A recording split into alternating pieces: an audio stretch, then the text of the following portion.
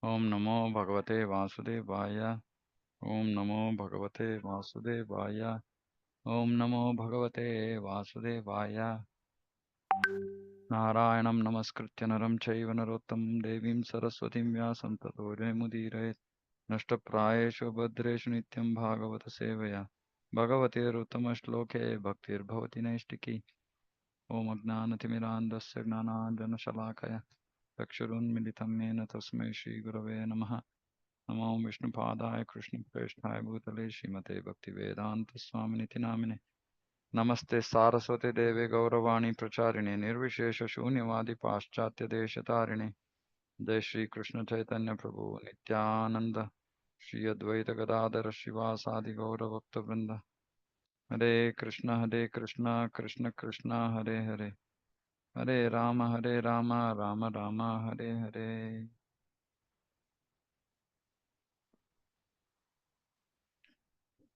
Bhagavatam Canto 4 Chapter 1 Verse 28-29 Manoruttanapadasya Dhruvasyapi Mahipate Priyabratasya Rajasya Rangasyasmat Pitu Pitu Idrishanam Athanyesham Ajasya Cha Bhavasya Cha Praladasya Baleschapi Krityam Asti Gadaprata. This is confirmed not only by the evidence of Vedas but also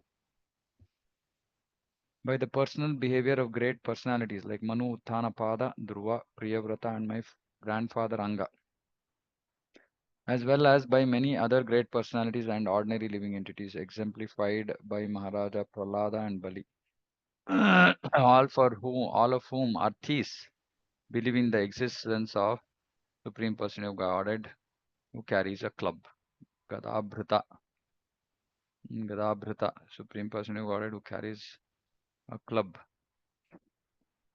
So this is in connection with the last verse.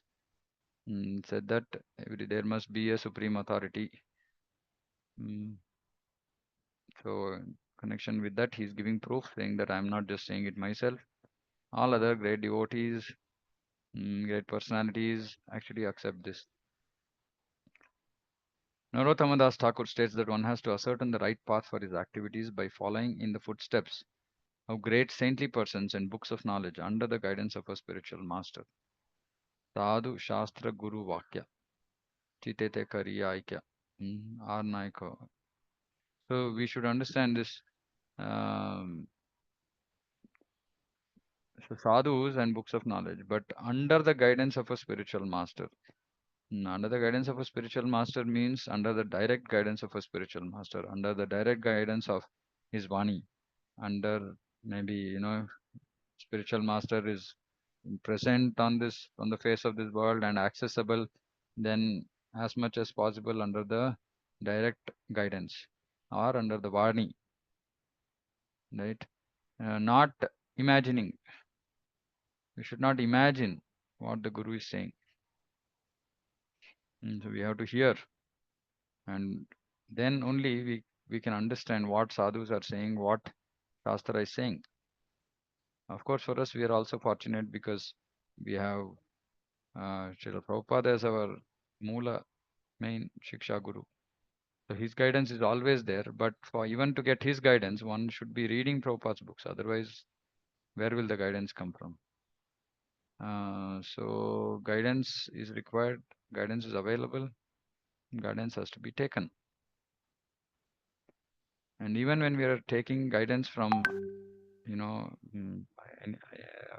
anyone apart from Srila Prabhupada, and it could be our Diksha Guru or some senior Vaishnavas in ISKCON from whom we are hearing and with the intention of, being initiated by one of them in the future, we should hear.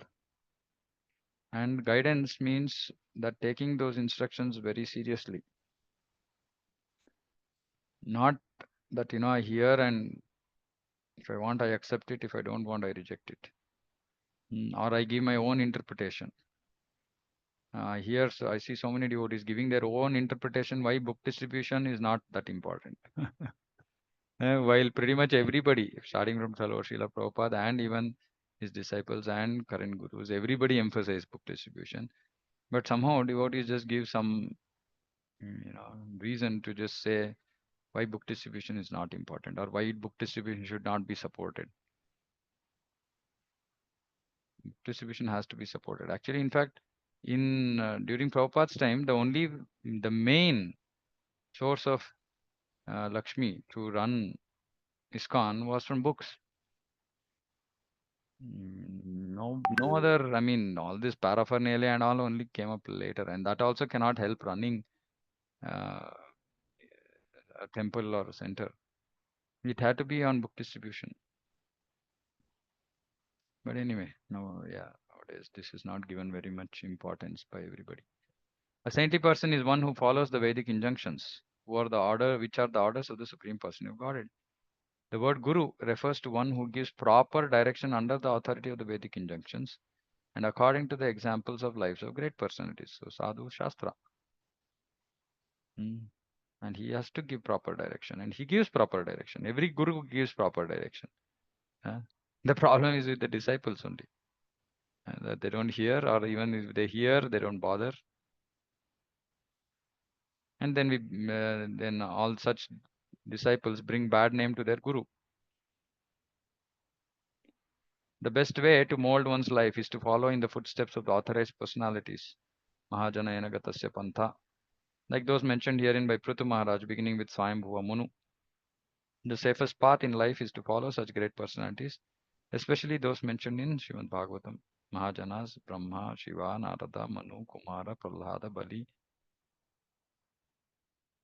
Mayamaraja, Bhishma, Janaka, Shukadev, and Kapila Muni.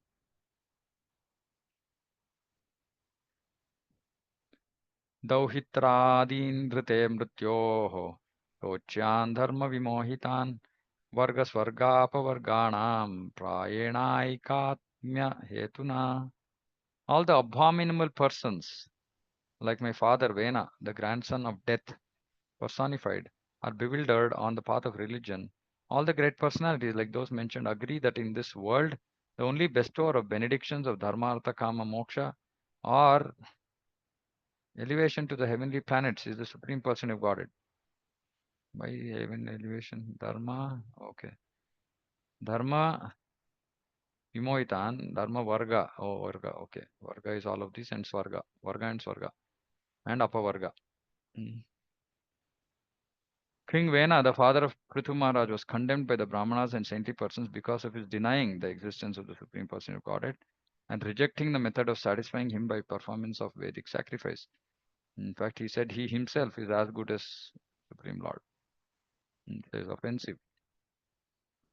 And he rejected the method of satisfying Krishna by performing yajna. Bhagavad Gita, Krishna says, Yajnarthat karmanonyatra lokoyam karma bandhanaha. Yajnarthat karmano. For yajnarthat, meaning for the pleasure of yajna. Karmanonyatra. Lokoyam karma bandhanaha. Otherwise, karma will result in bandhana.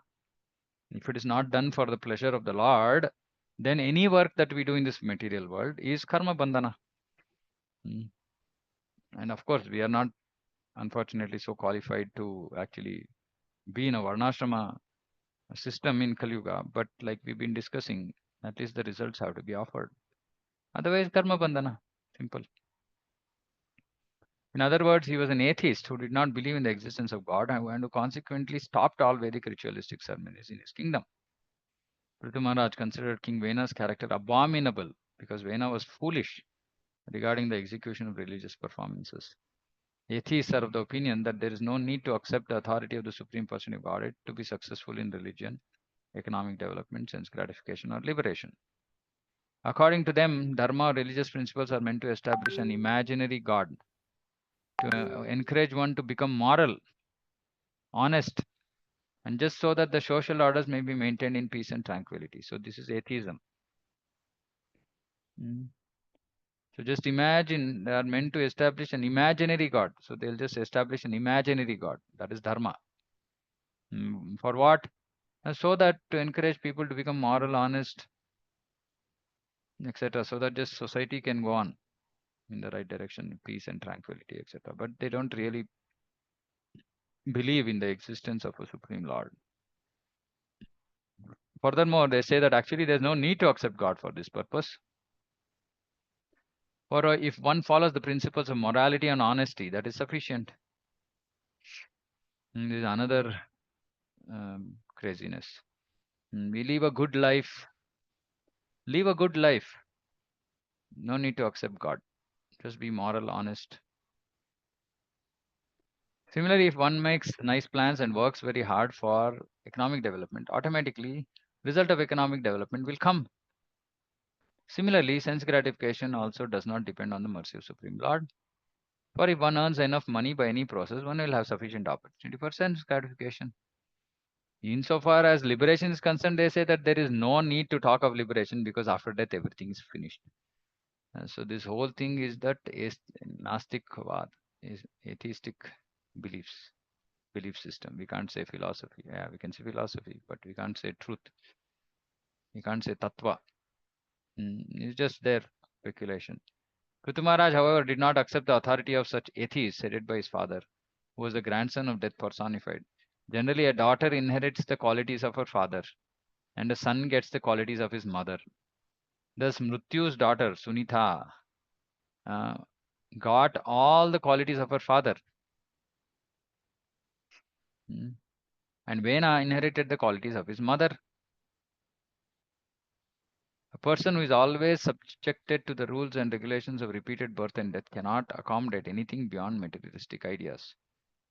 So this is very, very important. So in Bhagavad Gita also, Krishna tells Arjuna, asochananusocastum pragnavadamscha bhashase gatasu nagata samuscha nanusochanti panditaha. And Prabhupada in that purport, right? Who is a pandita? Who sees beyond the body, who sees body, soul, and super soul. Since King Vena was such a man, he did not believe in the existence of God. Modern civilization agrees with the principles of King Vena. But factually, if we scrutinizingly study all the conditions of religion, economic development, sense gratification, and liberation, we must accept the principles of the authority of the Supreme Lord. According to Vedic literature, religion consists only of the codes of law given by God. Dharmam tu sakshat bhagavat pranitam. So modern civilization is also atheistic. People don't believe in the existence of God. And those who believe in something also are misguided. Manda Sumanda Mataya. Mandabhagya. Prabhupada writes in that purport, Mandabhagya. Even if somebody wants to follow anything theistic, they're misled by cheaters. So last week, some of our devotees were doing book distribution near Vijayanagar, and then I was there for some time, and somebody came and Vamshi Prabhu was trying to give him book. He said something. He said he believes in some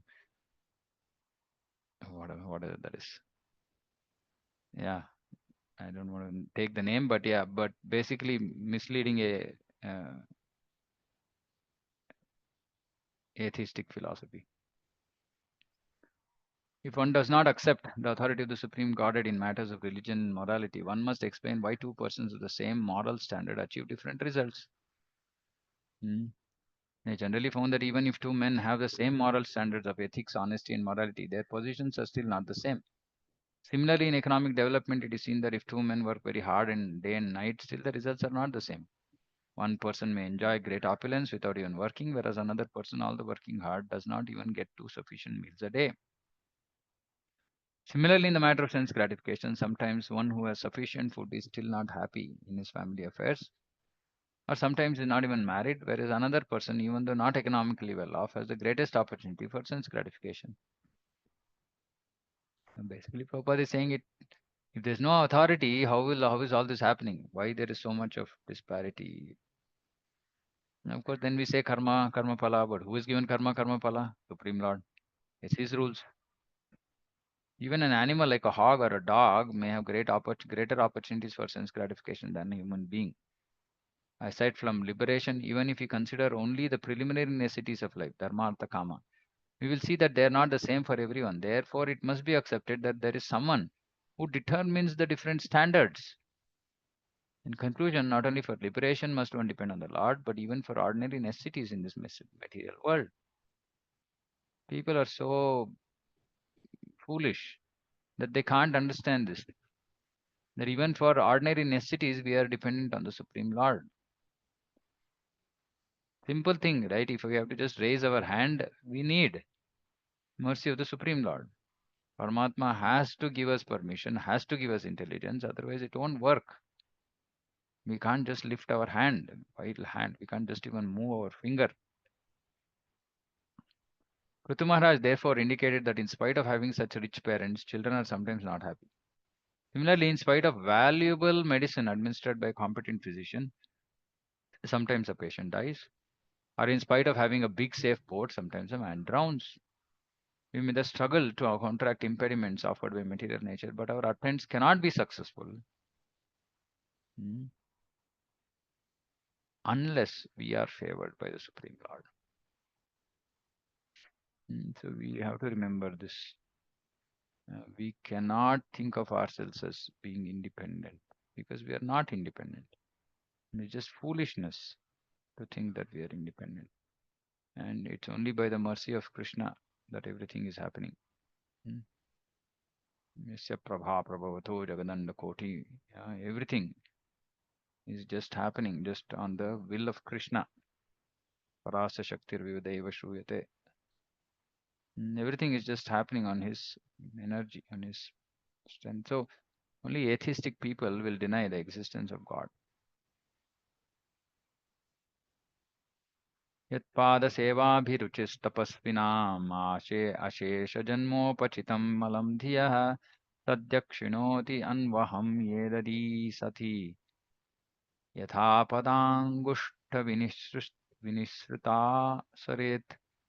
By the inclination to serve the lotus feet of the Supreme Lord, suffering humanity can immediately cleanse the dirt which is accumulated in their minds during innumerable births. See, please note this. Immediately cleanse. Sadhya. Sadhya means immediately. Kshinoti destroys. Hmm. Like the Ganges water which emanates from the toes of the lotus feet of the Lord, such a process immediately cleanses the mind, and the spiritual or Krishna consciousness gradually increases. Krishna consciousness increases to the extent that our mind becomes cleansed. And Krishna consciousness itself is such a beautiful process. By Krishna consciousness itself, Krishna consciousness will increase. Mm. Meaning, by Krishna consciousness itself, the mind is cleansed. And as the mind is cleansed, our Krishna consciousness increases. Mm. So, our process and the end, everything is the same. Such a powerful process. Just imagine, cooking itself is eating. Yeah? How can the process be so powerful that simply you are cooking and then you are eating? You are doing Krishna consciousness and you are actually progressing in Krishna consciousness. Such an amazing process.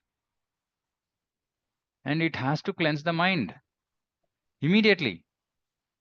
It's not doesn't say gradually. Immediately cleanses the mind. In India, one can actually see that a person who takes a bath in the Ganges waters daily is almost free from all kinds of diseases. See, Prabhupada is saying, a very respectable Brahmana in Calcutta never took a doctor's medicine. Even though he sometimes felt sick, he would not accept medicine from the physician, but would simply drink Ganges water. And he was always cured within a very short time. The glories of Ganges water are known to Indians and to ourselves also. The river Ganges flows by Calcutta. Sometimes within the water there are many stools and other dirty things which are washed away from neighboring mills and factories. But still thousands of men take baths in the Ganges water and they're very healthy as well as spiritually inclined. So we should understand this, whatever external so-called contamination is not contamination because that is material and Ganges water is spiritual because she's coming from Lord's lotus feet, Charanamrit, non-different. But we can't look at it that way. We are too materially contaminated right now to be able to differentiate this. That is the effect of Ganges water. The Ganges is glorified because it emanates from the toes of the lotus feet of the Lord. Similarly, if one takes to the service of the lotus feet of the Lord or takes to Krishna consciousness, he is immediately cleansed of the many dirty things which have accumulated in his innumerable births. Actually, this is absolutely so true. Again, what is the reason why the cleansing is not happening fast? What is the reason? Because here repeatedly it's saying immediately, immediately, immediately. But then maybe we are not experiencing that immediately. Why? We are not sincere and serious, Prabhu. We are not sincere and Like, serious. Yeah. We are not and actually engaging. We are not actually doing the service. We are simply mechanically doing it. Mechanically doing something will not help us. Hmm. So I was telling people saying that, Srimad Bhagavatam is non-different from Krishna. Harinam is not different from Krishna. Just imagine if we can be in touch with them with that consciousness, how quickly we should be cleansed. How quickly. I mean, in fact, I don't even take, I mean, sometimes the thought comes to my mind saying that it will possibly just happen in one nama. If you can just be so serious, if you have so much faith, that all our nonsense can get immediately cleansed. Just imagine. I'm just, you know, just to imagine saying that, what if we just get immediately cleansed? And just immediately, chuck, done. And it is what the process is. This is what the process is. This is how powerful the process is. That immediately we'll get cleansed and we will experience happiness, we will experience, you know, higher sentiments in connection with Krishna. Hmm. And this is nothing to do with our material situation. Please note. In spite of our material situation, however good, bad, ugly it is, our mind can be immediately cleansed by the chanting process. And when the mind is cleansed, immediately Krishna consciousness will start increasing gradually.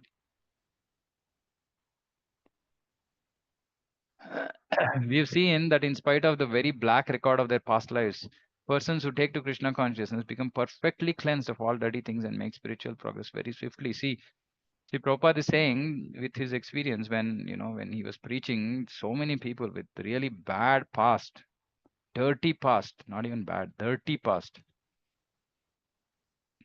they became perfectly cleansed and they made very spiritual progress very swiftly. Why? Because at that time there was no casual, I mean, Krishna consciousness was considered like serious business. That's why Prabhupada, in his purports, he says, that is not their business. He used this word business.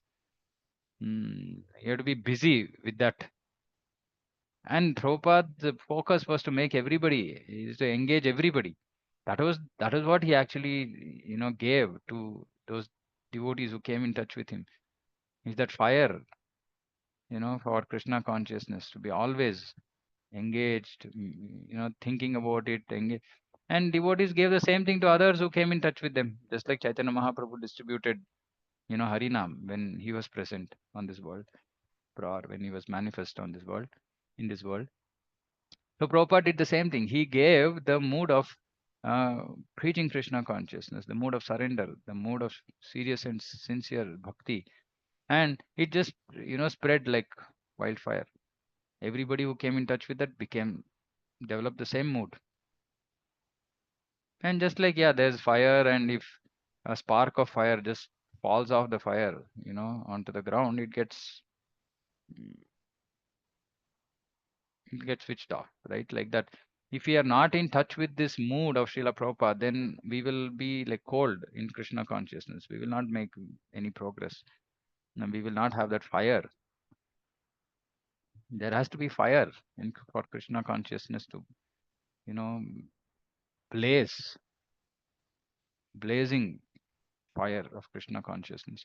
And for which we have to. We have to simply really accept the process wholeheartedly and just engage in it.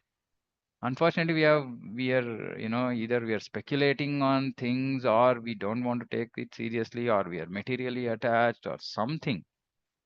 And hence that immediate cleansing is not happening. Therefore, Prthu Maharaj advises that without the benediction of the Supreme Lord, one cannot make advancement. Yes, advancement is also not just our effort, not just in bhakti, in anything. So either in so-called morality, economic development, sense gratification. One should therefore take to the service of the Lord or Krishna consciousness. Thus, very soon become a perfect man. Please remember this. You have to become perfect. When people look at us, they should feel, oh, these are perfect people, perfect person. Kshipram bhavati dharmatma shashvat shantim nigachati. Kshipram, Kshipram, very quickly. Bhavati dharmatma, he becomes a dharmatma. Hmm. Being a responsible king, Prthu Maharaj recommends that everyone take shelter of the Supreme Personality of Godhead and thus be immediately purified. Again, 4 times Prabhupada is emphasizing immediately, immediately, immediately. Lord Krishna also says in Bhagavad Gita that simply by surrendering unto him, one is immediately relieved of all sinful reactions. As Krishna takes away all the sinful reactions of a person immediately upon his surrender, again immediately, upon his surrender unto him. You see, that is why actually Prabhupada's mood, Prabhupada reflects the mood of the verse very nicely in his purport. See, repeatedly, hammering, immediate, immediate, immediate, immediate. And then we have to scratch our head saying that what are we doing? Why is it not immediate? Immediate, immediate, immediate. Similarly, the external manifestation of Krishna, the representative of Krishna, who acts as the mercy of the Supreme Person of Godhead, takes all the resultant actions of the sinful life of the disciple immediately after the disciple's initiation. See, after the initiation, Guru takes away the karma of the devotee. Thus, if the disciple follows the principles instructed by the spiritual master, he remains purified and is not contaminated by material infection. Then he is ready to go back to Krishna. Because all karma phala is gone, then the devotee doesn't engage in karmic work by following the instructions of Guru. He remains purified. No more contamination touches him. Then he is Muktatma, liberated person. Simply Diksha Vidanena, by simply proper initiation. What is proper initiation? Can anybody say what is proper initiation? What does proper initiation mean? I have spoken about this multiple times. Revision time. By surrendering Yeah, completely. Diksha Kale Bhakta Kare Atma Samarpan. Atma Samarpan. We have to just surrender ourselves, give up nonsense, independence that we have been misusing all these lives. Give up that independence. What does that giving up independence mean?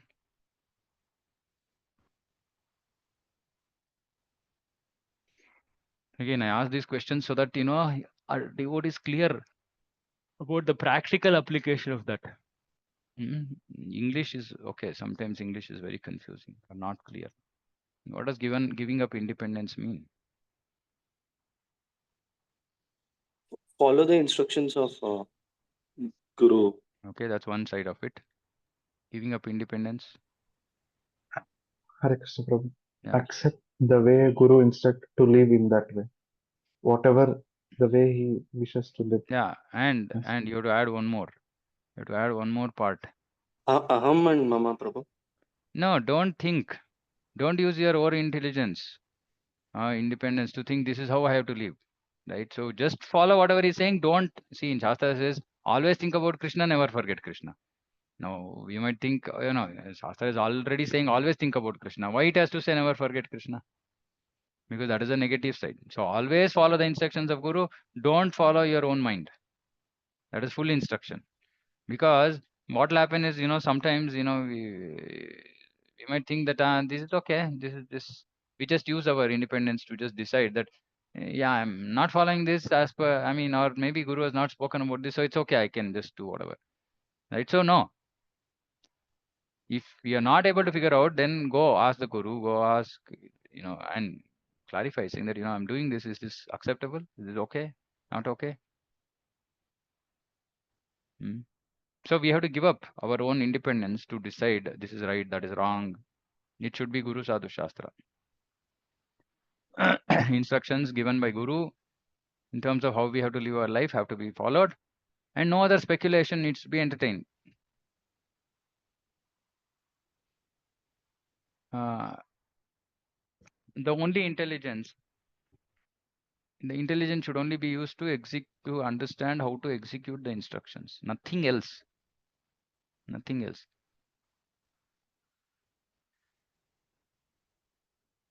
Can you give examples of how we might continue to use independence even after initiation?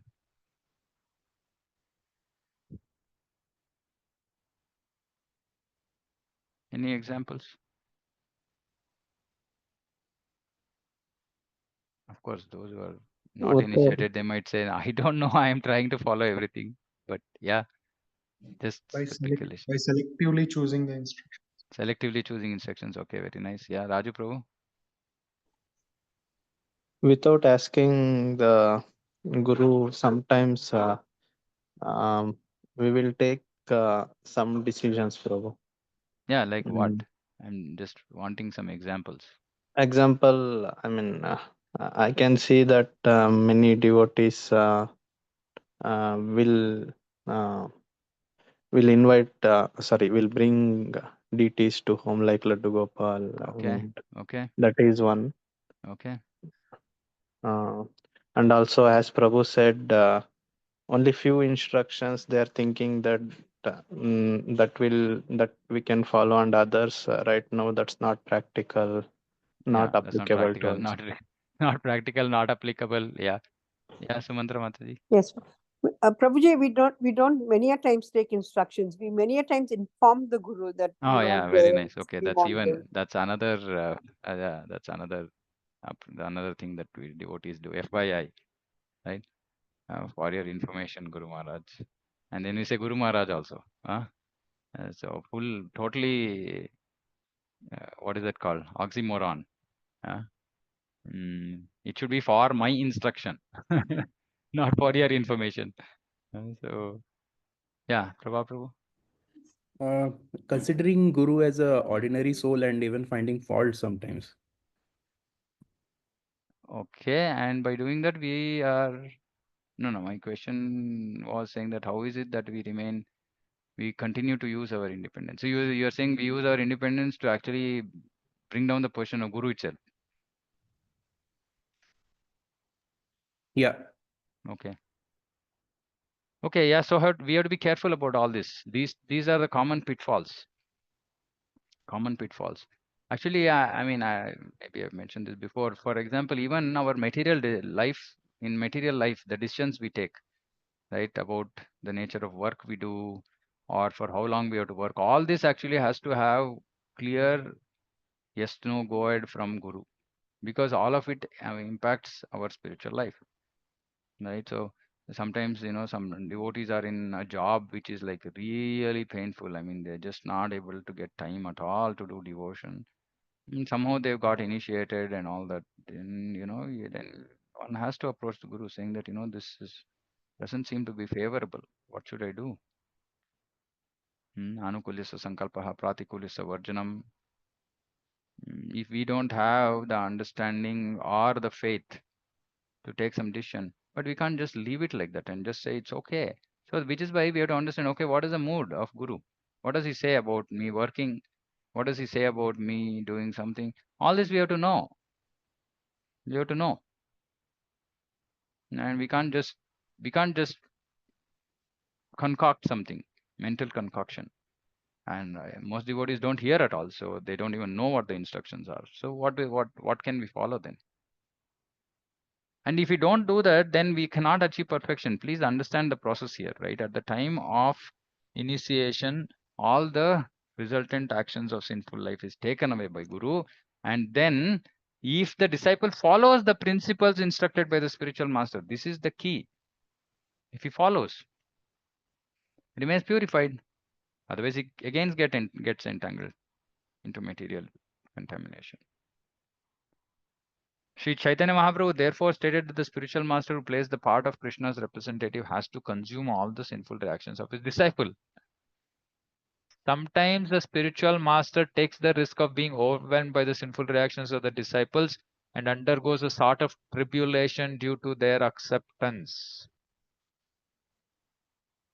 Sri Chaitanya Mahaprabhu therefore advised that one not accept many disciples. The risk of accepting many disciples is that proper scrutiny will not happen, or unqualified jivas become accepted as disciples, and then what happens? They remain independent. They continue to live independently. They do sinful actions. What happens to those sinful actions? The reactions have to be consumed by the guru. So this is not just at the time of initiation.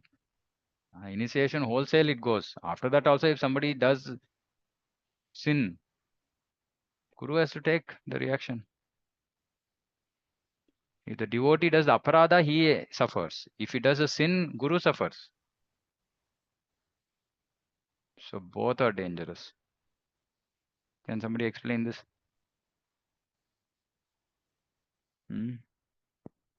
What is the difference between a sin and an offense?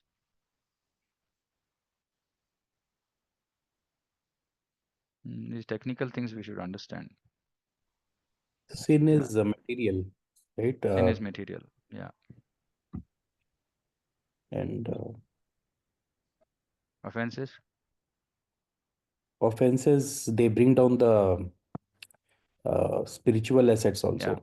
Yeah. Primarily spiritual assets, but they can affect material assets also. Depends on Krishna. Right. So offense is something connected to nama, seva. So the three offenses, aparadhas. Seva, aparad, nama aparad, Vaishnava aparad. Right. So these three will kill our bhakti, basically. Right. But sins are just material, punya and papa. So papa, if you don't follow regulative principles, for example, right, or if you eat karmi food, all this is papa, right? And what happens? All that reaction goes to the guru. Then we see guru going through tribulations. But Prabhupada once, a couple of times he was going through serious illness, and he just told his disciples, saying that this doesn't look like normal karma phala. This just seems like my disciples are not following instructions. They are breaking rules. And then what did he make them to do at that point of time? I have spoken about this also. What did he make them do? Yeah, kirtan. So 24 hours kirtanam. He asked devotees to do 24 hours kirtanam in front of him, for the only reason, because if he tells them to do it in front of him, then they'll all come together, sit and glorify, and for his pleasure. So across all the centers, in ISKCON throughout the world, devotees got engaged in doing 24 hours kirtanam. Nothing else, just kirtanam. Because that is our wholesale purification process, right? Kirtanam. So Prabhupada was very, very clear. This suffering is because of my disciples not following, breaking rules. So we have to be very, very careful. We owe it to our guru. I mean, he's so mercifully, not only like he's taking our all sinful reactions, and we are still on top of that troubling him. What kind of, are we even like human beings to be doing that? Somebody who mercifully is taking away all nonsense we are doing, and we are continuing to do nonsense without any consideration that whatever I'm doing is going to affect. We have to be really, mindful of this. Unfortunately, these things are not spoken about, and it's like just crazy. We do some other processes we pray to Krishna and all that. What is the use of praying to Krishna? On the other end, we are the ones who are responsible. What are we praying to Krishna for? We are praying to Krishna saying, I am doing all the nonsense, my guru is suffering, but please take away his suffering. Krishna is saying, stop your nonsense. But because nobody is telling us that stop nonsense, right? So we have to be very, very careful. I mean, that is why this guru, the initiation business is serious business.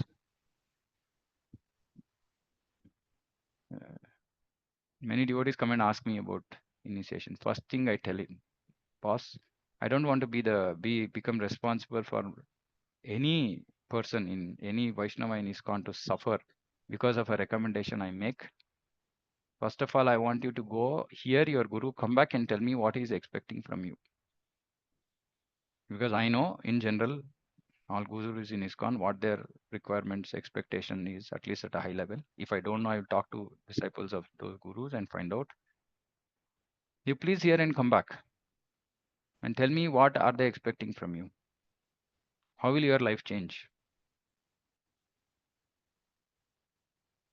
And if somebody doesn't have clarity about that, then I'll say, no, go back here. I'm not going to recommend. Of course, then yeah, people find their own ways out. They'll go to other devotees and ask for some recommendation. Some devotee will, yeah, okay, go ahead. Then okay, gone. So whoever approved it now becomes responsible for putting across an unqualified person for initiation. He also has to, he or she also has to take the outcome, be responsible for that. So we have to be very careful. This initiation is not some child's play. It's the most serious thing. Actually, it's more serious than most decisions we take in our life. So we have to be very careful. We should not become the cause of suffering of great Vaishnavas, who are dedicating their life to change thousands of people's lives. And an insignificant disciple, worthless disciple, will just go and, impact. Because if the sufferings have to come, then obviously spiritual master, however elevated the person is, will get affected, right? Movements will get affected. Some disturbance will happen. So we have to be really, really careful. Those who are initiated, obviously they have to be careful. Those who are not initiated, which are majority of you on this group, please be responsible about your initiation. Whoever you are taking recommendation from, whomever you are getting initiated from, don't do it blindly. And those who are initiated, absolutely we should be hearing from our gurus, knowing what they are expecting, living life according to that. And please understand, there is not even a single guru in ISKCON who will say anything against what Prabhupada has written in his purports. Nobody, right? So if you are seeing anything that seems to be going against what Prabhupada has written in his books or in his conversations, etc., be clear that it is wrong. Simply, I mean, you don't even have to go and bother the guru for that. You just know by reading Prabhupada's books and his instructions that this is wrong. It's not to be done. And simply we have to try and follow that. That's all. Okay. I'll stop here if anybody has any questions, comments.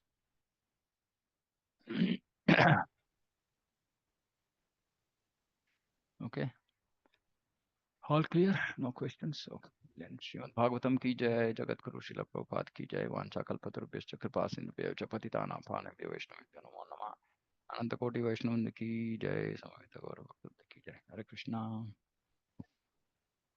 Hare